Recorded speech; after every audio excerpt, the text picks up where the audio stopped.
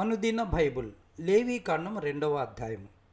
ఒకడు యెహోవాకు నైవేద్యము చేయనప్పుడు అతడు అర్పించినది గోధుమ పిండిదై ఉండవలెను.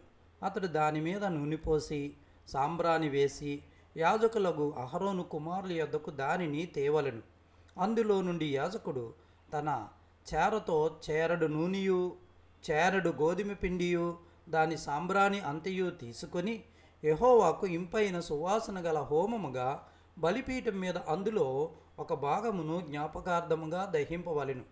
ఆ నైవేద్య శేషము అహరోనుకును అతని కుమారులకును ఉండును. యెహోవాకు అర్పించు హోమములలో అది అతి పరిశుద్ధము. నీవు పొయ్యిలో కాల్చిన నైవేద్యము చేయనప్పుడు అది నూనె కలిపినదియు పొంగనిదియునైన గోధుమ పిండి అప్పడములే కానీ నూనె రాచినదియు పొంగనిదియునైన పూరీలే కానీ కావలెను. నీ అర్పణము పెనం మీద కాల్చిన నైవేద్యమైన ఎడల అది నూనె కలిసినదియు పొంగనదియునైన గోధుమ పిండిదై ఉండవలెను.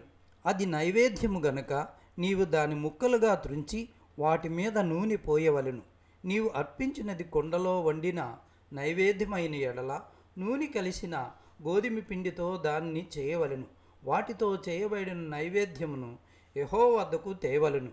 యాజకుని యొద్దకు దాన్ని తెచ్చిన తర్వాత అతడు బలిపీఠము దగ్గరకు దాన్ని తేవలను. అప్పుడు యాజకుడు ఆ నైవేద్యములో ఒక భాగమును జ్ఞాపకార్థముగా తీసి బలిపీఠం మీద యెహోవాకు ఇంపైన సువాసన గల హోమముగా దాన్ని దహింపవలెను. ఆ నైవేద్య శేషము అహరోనుకును అతని కుమారులకును చెందును. యెహోవాకు అర్పించు హోమములలో అది అతి పరిశుద్ధము. మీరు యెహోవాకు చేయు నైవేద్యం ఏదియు పులిసి పొంగిన దానితో చేయకూడదు. ఏలయనగా పులిసినదైనను తేనె అయినను యెహోవాకు హోమముగా దహింపవలదు. ప్రథమ ఫలముగా యెహోవాకు వాటిని అర్పింపవచ్చును, కానీ బలిపీఠం మీద ఇంపైన సువాసనగా వాటిని అర్పింపవలదు. నీవు అర్పించు ప్రతి నైవేద్యమునకు ఉప్పు చేర్చవలెను. నీ దేవుని నిబంధన యొక్క ఉప్పు నీ నైవేద్యం మీద ఉండవలెను. నీ అర్పణములన్నిటితోనూ ఉప్పు అర్పింపవలెను.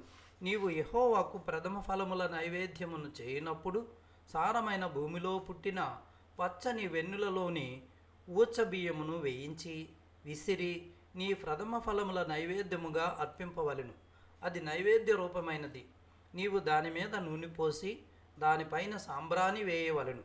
అందులో జ్ఞాపకార్థమైన భాగమును అనగా విసిరిన ధాన్యములో కొంతయు నూనెలో కొంతయు దాని సాంబ్రాణి అంతయు యాజకుడు దహింపవలెను. అది యెహోవాకు హోమము.